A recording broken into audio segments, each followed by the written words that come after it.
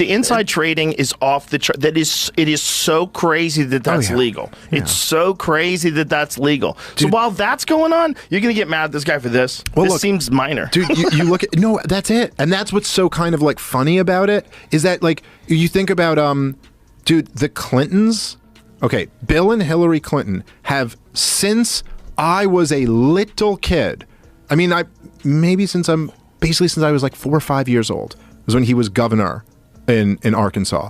Their entire career is they were public servants and they ran a charity. And they're worth like $100 million. Barack and Michelle Obama. He goes into the White House. Look at the house he lives in now. It's all just kind of like, oh, how much money can I extract from this pot and get myself wealthy? You don't feel like any sense of, and I will say, the one who I like kind of personally resent the most, which maybe is unfair, but is Obama. Because so many of us did kind of buy into, at least to some degree, the thing he was selling in 2008. And you're like, wait, but you don't feel like have you seen pictures of the house he lives in? Oh, he's got multiple houses. He's got one in Hawaii. Yeah, right? But I'm talking about the one in Martha's Vineyard. Joe Rogan is speechless. How often does that happen? But when a guest starts unraveling the truth about Obama's post-presidency fortune, the entire studio goes silent. We're talking multi-million-dollar mansions, tax-exempt foundations, and a financial empire that exploded after leaving office, all happening quietly, under the radar. Smart business, or something more? Before we dive in, make sure to smash that like button and subscribe for more content like this. Now, let's break it down. When Obama first entered office, his reported net worth was around $1.3 million. Fast forward to today, and that number has skyrocketed to nearly $70 million, thanks to book deals, speaking gigs, and, well, some interesting financial moves. Sure, those explain part of it, but when you start following the money, things get a lot more revealing. Why do so many elites suddenly start charitable foundations? Simple. Massive tax breaks, a shield from scrutiny, and money flowing in ways the average person could never pull off. Joe's guest lays it out. These figures present themselves as relatable and compassionate, but behind the scenes, their foundations give them huge financial advantages while keeping public accountability to a minimum. And Obama? Let's just say his foundation is raking in millions while avoiding the tax burdens everyday Americans face. But hey, it's all for charity, right? Then there's the real estate. Luxury homes in Martha's Vineyard, Washington, D.C., and now a new $12 million compound in Hawaii. And here's the kicker.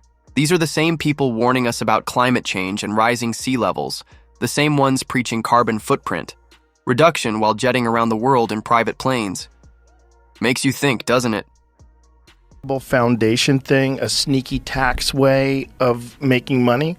Yeah, for sure. Because there's a thing about charitable foundations, like everyone who's like really rich seems to have a foundation. Yeah.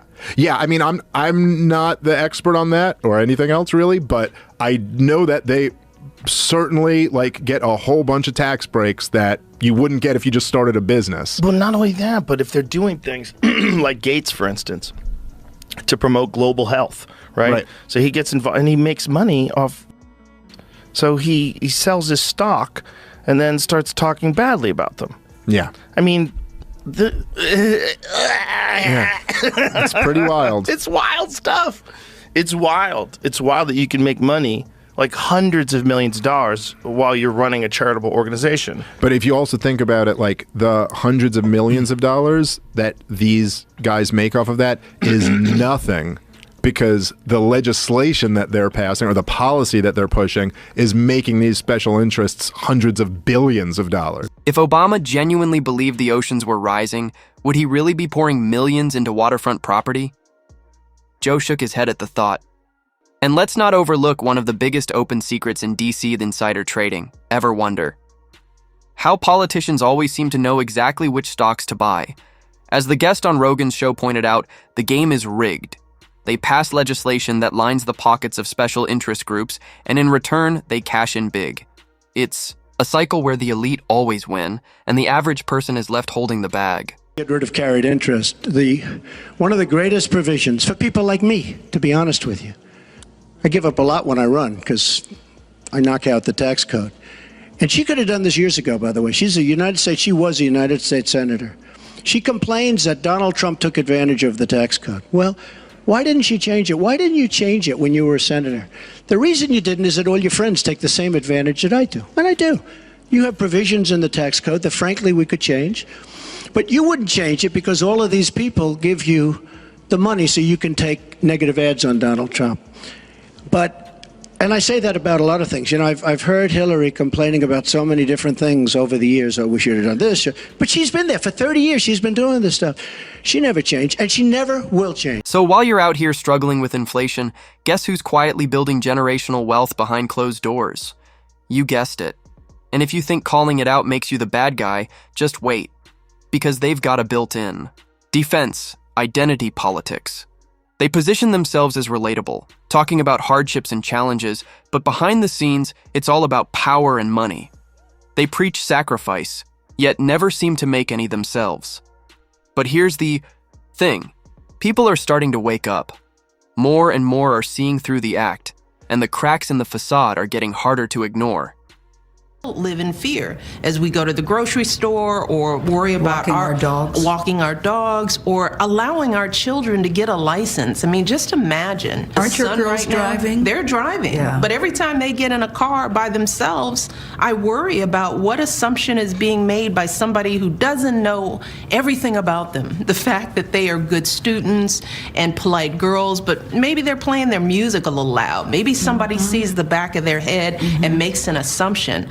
I, like so many parents of black kids, have to, that the innocent act of getting a license puts fear in our hearts. At this point, Joe Rogan is just sitting back, stunned. No pushback, no debate, just listening. Because when the facts are laid out this clearly, there's really not much left to say. Now, I want to hear from you. Do you think the Obama Foundation is just another tax shelter? Is this simply smart business, or is there something bigger at play? Drop a comment below and let's talk about it. And if you found this video eye-opening, don't forget to like and subscribe for more content like this. Thanks for watching, and I'll see you in the next one.